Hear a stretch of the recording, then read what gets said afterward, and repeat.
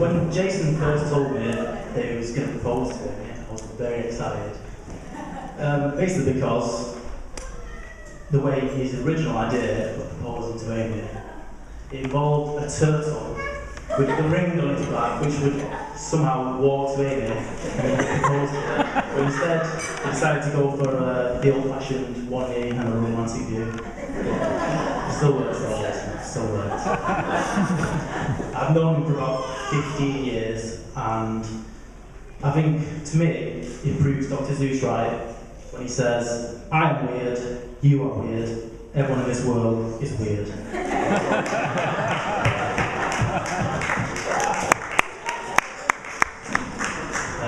For instance, most weekends I would spend, my time at Jason's house, and we had a usual routine. We'd watch True Lies, we'd make some hit songs, such as Magic Wardrobe, and best of all, Golden Scepter. And we drink a lot of tea, and we just sit around an electric heater like some sort of old couple.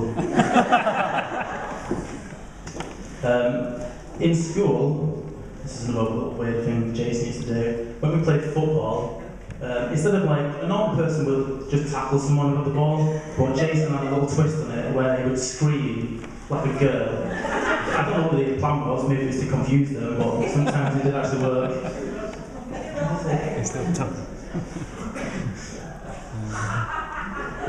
Another thing in school as well, actually, where he used to trip himself up a lot on purpose.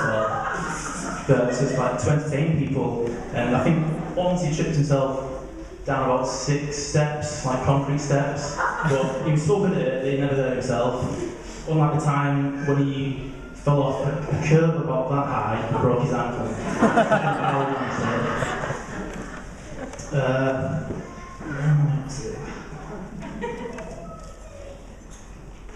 So, along with his diet of potato snacks and his wardrobe full of smiley faces, I'd just like to say that he's a bit of a weird guy, really. But on a more serious note, though, I'd like to say that I'm really proud to be here today as his best man, and to witness Jason walk down the aisle and marry his best friend.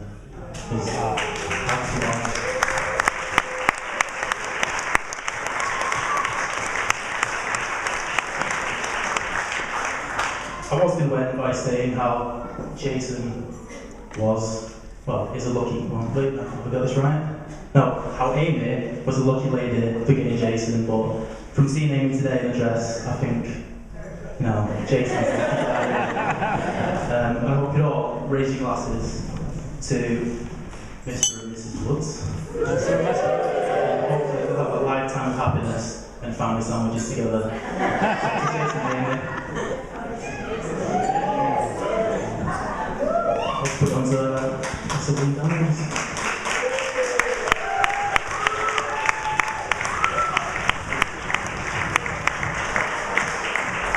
Well, what a day, it's been amazing. Just thank you, Amy and Jay, for giving me this privilege of being the best man, and just the honour of being able to say a few words right now, just a little bit about Jay. And some of you may know, me and Jay grew up together. We went to school together, and I ended up moving to Cornwall, and I lived with Jay. So I lived with Jay for 5 years. We shared a room, so I know him quite well. I know him intimately.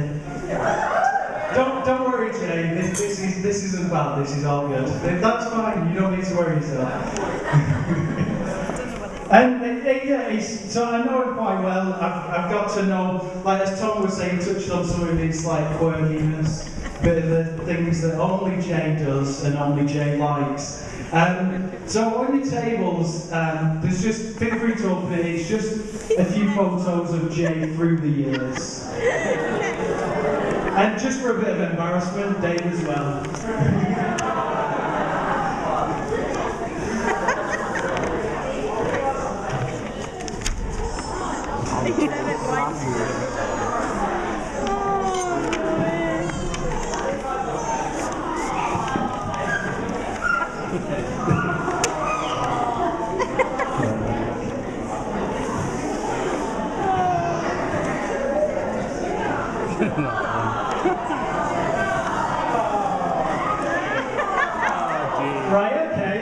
finish, yeah, alright, go on.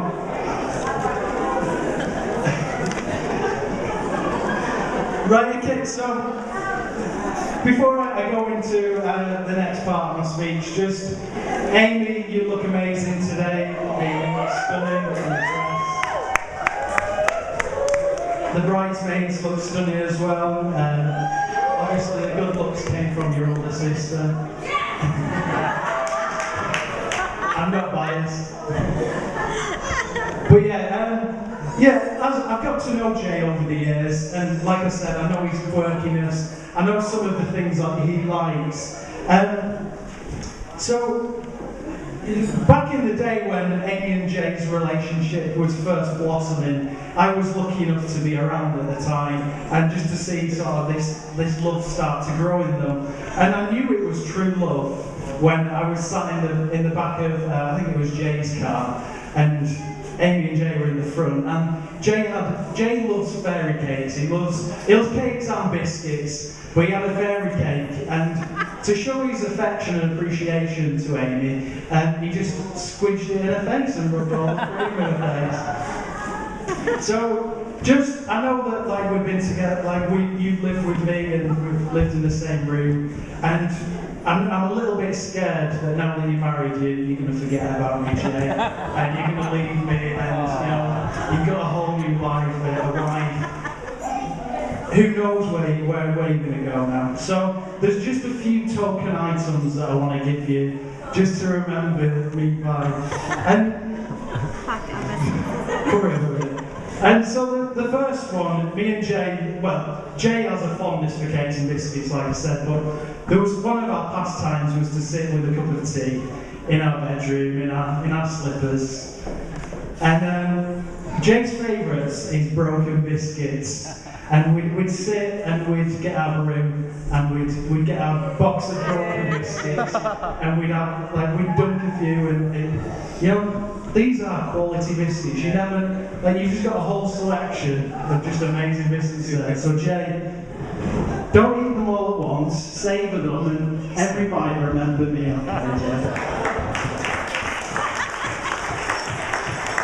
What's next? No. We've got in here. Right, okay. I've handed the photos out. In one of the photographs, I've labelled Exhibit 1. Let me talk you through that photo a little bit. Tom's touched on how Tom was known for his athleticism and his sporting ability in school, and he was known as the sportsman. And he's obviously proved that playing golf with Steve. But back in the day, he was a chess champion. And as you can see from the photograph, he was very pleased about his successes in his chess playing. And he made won quite a few awards. And, you know, together we used to sit down, rather than eating biscuits sometimes, we'd have a game of chess together. However, I very rarely beat him. I think I drew once, just to prove how good Jay was and keep his confidence up. So, Jay, I've got you a little something just to remember all those times you beat me at chess. Yeah. Oh, look. It's chess cufflinks.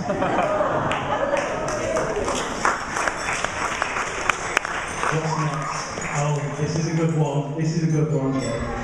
Okay, Jay used to have to get up rather early in the morning to go to work, and he works like 30-40 minutes away, and he'd normally have to get up around 4:30, 5 o'clock to be there on time because he was a courier.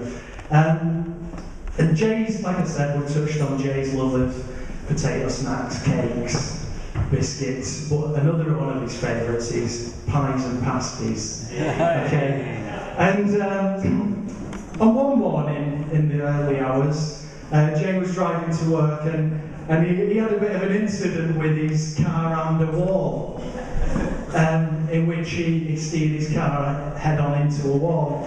And it's not been proven to this day, but there is a rumour that goes around, and the legend of Jay's crash is that there was a half-eaten pasty in the car at the time of the crash. And he thought that he was having a good old munch on his pasty that caused the crash. So Jay, I've got a good old Cornish pasty. I don't know if I can call it Cornish because it's from Morrison's. I don't know if it's made in Cornwall, you know, they've been protecting the pasties. But there you go. Eat with caution. Don't eat it under while driving or working with heavy machinery, okay? Right, okay, what else is in there? Okay. I think we've got like a bit of a running sort of thing. I think that Jay's is quirky and he's a little bit strange sometimes. And over the years, Jay has celebrated my birthday or Christmases by buying me rather odd gifts. So from a porcelain cat to bottles of port. However, the most strangest gift that I did receive off Jay was for my 18th birthday. And for my 18th birthday, Jay gave, I don't know where you came up with this, Jay gave me a Mars bar for my 18th birthday. And it didn't get eaten for some reason, it just stayed in my bedroom on the shelf. And it was just there for years, and I still have it. It's still on my bedroom wall, above my wardrobe, and it's well over 10 years old now, that Mars bar. And it's an icon of mine and Jay's friendship. And it's there, it reminds me every time I wake up. So Jay, this is kind of a joint present for you and Amy. And I expect the same thing that I've done over 10 years of looking after that valuable gift that you give me, Jay. And I've displayed it on the walls of my house, and I've thought of you fondly. So I got you a Twix. So obviously, this is a symbol of your marriage, Jay. This is you and Amy together, going through life, doing the ups and downs, and every time you can put it on your wall, you can look at your Twix, and you think, Liam's been with me through all this. Can get through it again. There you go, you know. But no, all joking aside, you know, Jay, it's just been an honour and a privilege to be your friend over the years. You've been such an encouragement to not only myself, but Lisa and I, you've just been sort of seen us through good times, through hard times. You've just been a massive sort of encouragement, and you've just loved us no matter what. And, you know, just one of your qualities is that you are really loyal. And, you know, no matter what, Jay we'll make things happen for you. He'll go out of his way to do his best for you, even if it's a hindrance to him. Jay will go out of his way to make you feel good about yourself.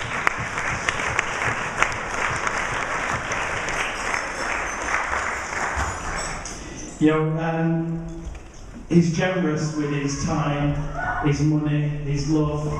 You know, he's always going, like, he wants to see the best in other people around him. He sacrifices a lot of himself to see others bettered. And, you know, love isn't an effort for Jay. It just comes naturally. He just wants to love on people. He just wants to do amazing things and kind things for people. That's not something that he has to work with. It just flows through the life that he does. He just wants to love on all those around him and go out of his way for that. So Jay, you've just been amazing to us. I truly believe Steve and Debbie have got probably an upgrade from their last son-in-law. But yeah, I just look forward to spending many years to come as family now, Jay. So thank you. So finally, the bridesmaids haven't been mentioned yet, but you all look stunning over there, especially the one on the very end. But ladies and gentlemen, a toast to the bridesmaids.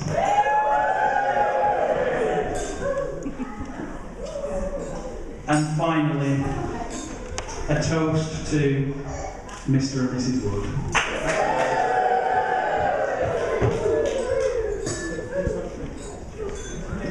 We're going to deserve that?